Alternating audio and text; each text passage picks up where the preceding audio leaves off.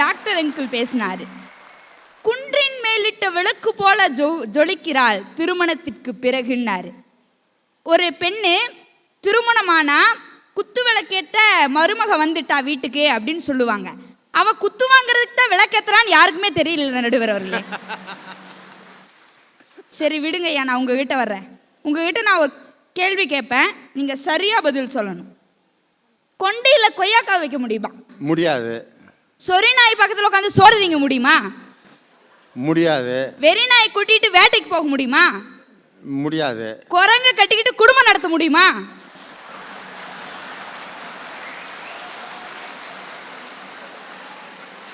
முடியாது. முடியாது நடுவர் அவர்களே. எப்படி இதெல்லாம் சாத்தியமில்லையோ, எப்படி இதெல்லாம் முடியாதோ, அதே போல்தான் பெண்ணிற்கு புகுந்த வீட்டினால் மகிழ்ச்சியை தர முடியாது, முடியாது, முடியவே முடியாது. இதுதான் எங்களுடைய வாழ்டம். நீ பேசுகிறப்ப தான் 3 பலகை போட்டு உன்னை மேலே ஏற்றி நிப்பாட்டினாங்க. நாளைக்கு உன் கணவன் தான் உனக்கு ஹீல்ஸ் வாங்கி கொடுத்து அவர் உயரத்துக்கு உன்னை லெவல் பண்ணி கொண்டு வரணும். கொஞ்சம் ஜாக்கிரதையாக பேசு. நடுவர் அவர்களே, 1400 வருடங்களுக்கு முன்பு பெண் குழந்தை பிறந்தால் முகம் கருத்து போகின்ற அந்த அரபு குலத்திலே பிறந்த நபிகள் நாயகம் பெண் குழந்தை தான் என் கண் குளிர்ச்சி என்று கூறினார்கள். பெண் உரிமையை அன்றே போதித்தார்கள். அப்படிப்பட்ட பெண்ணிற்கு பிறந்த வீட்டினால் தான் மகிழ்ச்சியும் பெருமையும் கிடைக்கும். நடுவர் அவர்களே, எப்படின்னு கேட்குறீங்களா? உங்க எல்லாருக்குமே இந்திரா காந்தியை தெரியும். அவருடைய தகப்பனாருடைய பெயரும் உங்க எல்லாருக்கும் தெரியும். அவருடைய கணவருடைய பேர் எத்தனை பேருக்கு தெரியும்? நேருவின் மகள் இந்திரா என்றுதான் போற்றப்படுகிறார். இந்திரா காந்தியினுடைய கணவருடைய பெயர் யாருக்குமே தெரியவதில்லை. காரணம், அந்த பிறந்த வீட்டினுடைய பெருமையும் மகிழ்ச்சியும் அன்று நிலைநிறுத்தப்படுகின்றது. நடுவர் அவர்களே, பெண்கள் நாட்டியத்தை தவிர கல்வி கற்க முடியாது என்ற குடும்பத்திலே பிறந்த டாக்டர் முத்துலட்சுமி ரெட்டியை அந்த மரபை உடைத்து பள்ளிக்கூடத்திற்கு அனுப்பியவர் அவருடைய தந்தை நாராயணசாமி. இந்தியாவின் முதல் பெண் மருத்துவராக நிலைநாட்டினார் என்றால், அந்த பெண்ணிற்கு மகிழ்ச்சியை கொடுத்தார் என்றால் அதற்கு காரணம் அந்த பெண்ணினுடைய பிறந்த வீடு அல்லவா? எனக்கு ஒன்று புரியலை பெரியோர்களே. பொண்ணுங்க படிக்கிறது, பட்டம் வாங்கிறது, வேலையில சேருவது, சாதிப்பதெல்லாம் பிறந்த வீட்டில் இருக்கும்போது தான். ஆனா மகிழ்ச்சி மட்டும் புகுந்த வீட்டுக்கு போகணும்னா இது என்ன நடுவர் அவர்களே நாயோ? இதனை நீங்கள் தட்டி கேட்க வேண்டாமா? யாரை போய்மா தட்டி கேட்க சொல்ற? இப்போ எங்க சமுதாயத்தை எடுத்துக்கங்க. பொம்பளை பிள்ளைங்களை சீக்கிரமாவே கட்டி கொடுத்துருவாங்க. யாராவது பொண்ணு கேட்டுட்டு வந்தா அப்பா சொல்லுவாரு, இப்பதான் காலேஜுக்கு போயிருக்கா, முடிக்கட்டும்னு சொல்லுவாரு. அப்போ அவங்க சொல்லுவாங்க, செஞ்சுக்கங்க, அதெல்லாம் ஒன்றும் பிரச்சனை இல்லை, நாங்கள் கல்யாணத்துக்கு அப்புறம் படிக்க வச்சுக்கிறோம் அப்படின்னு ஒரு வீர வசனம் பேசுவாங்க பாருங்களேன் நடுவர் அவர்களே. அது உலகமகா நடிப்பு. அந்த நடிப்பையும் நம்பி எங்கள் அப்பா அம்மார்கள்லாம் கட்டி கொடுத்துருவாங்க.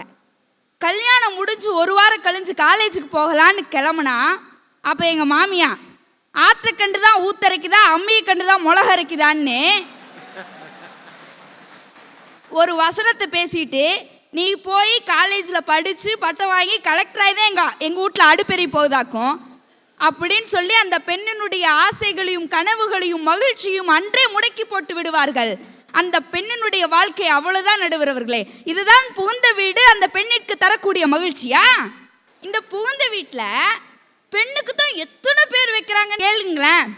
பேசுனா வாயாடி, பேசலைன்னா உம்மனா மூச்சி, அழுதா நீலி கண்ணீர், அலாவிட்டால் நெஞ்செழுத்தக்காரி, துணிச்சலா இருந்த திமிரு, துணிவில்லை என்றால் அப்பாவி, ஜடமா இருந்த அமைதி, கேள்வி கேட்டா ஆணவம், நின்னாலும் நடந்தாலும் பேர் வைக்க தவறுவதில்லை இந்த புகுந்த வீடு. இதுதான் பெண்களுக்கு மகிழ்ச்சியை தரக்கூடியதா? உலகத்திலே மிகப்பெரிய சிம்மாசனம் எது தெரியுங்களா? அது தாயினுடைய மடி. உலகத்திலே மிக சிறந்த ஆசான் யார் தெரியுமா? அது தந்தை. இப்படிப்பட்ட தாயும் தந்தையும் இருக்கக்கூடிய பிறந்த வீடுதான் ஒரு பெண்ணிற்கு மகிழ்ச்சியை தருகின்றது. நடுவர் அவர்களே, அகம்பாவம் பிடித்த மாமியார்களுக்கு மருமகள் சாதாரணமானவர்கள்.